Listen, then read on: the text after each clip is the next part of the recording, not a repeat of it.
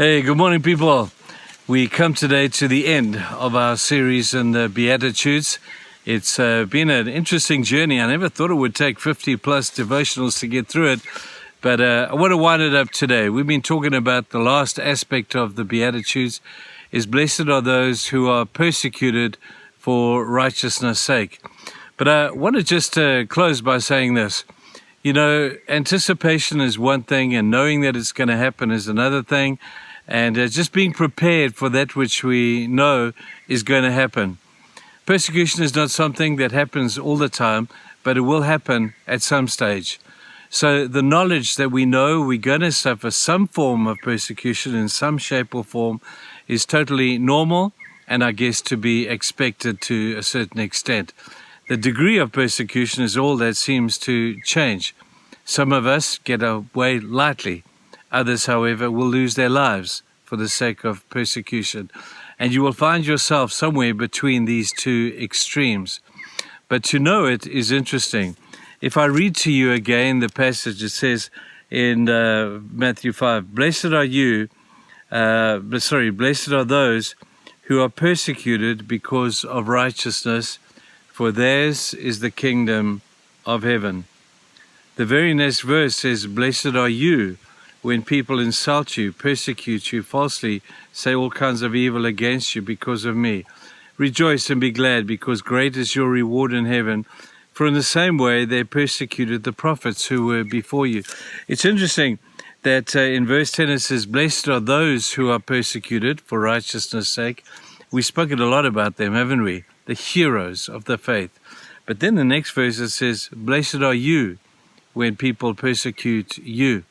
You see, there will come a time when the those becomes the you, and you will need to know what to do when that happens. As much as we know in advance that these things are going to happen, we need to learn to do something else in advance as well. And we learn this from the example of Jesus, who suffered the most incredible persecution. It doesn't get worse than being hung upon a cross and a crown of thorns being stuck on your head and people hurling insults at you as you are in your lowest physical condition. And Jesus suffered that persecution. And his words were, Father, forgive them because they don't know what they are doing. We see a little later in the book of Acts, Stephen, the same one being the first martyr of the church after Jesus, was the one who said the same thing he learned from the master about not just knowing in advance that you're going to suffer persecution, but learning what to do in advance is a great advantage. He forgave in advance, so that when the time came for persecution to come, he knew exactly what to do.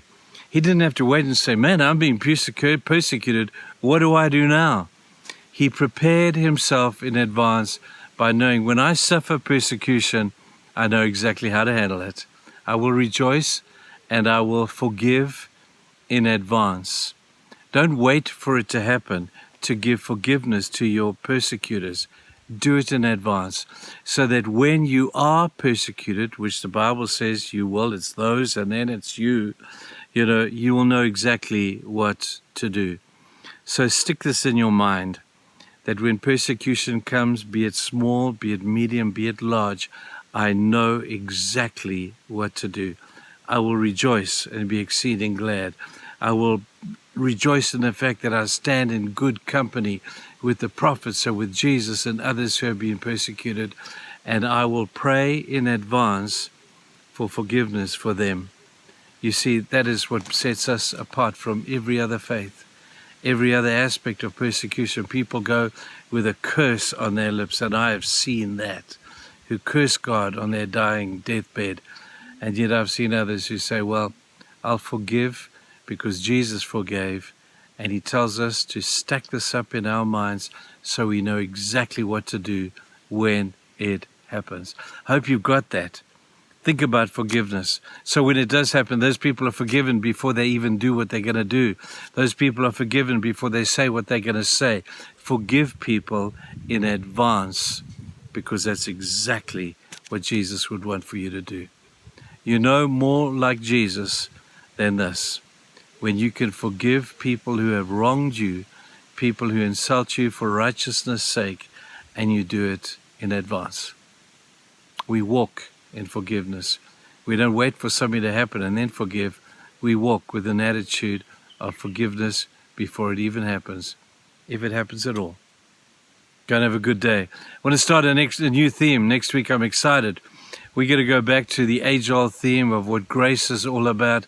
And I've prepared some stuff that I hope will be just an encouragement for you and strengthen your soul when we understand the wonder of God's love and His grace toward us. Let's reserve that for Monday. You guys have a good weekend. Find yourself a good church. Go and celebrate worship. And we'll see you on Monday. Bye-bye.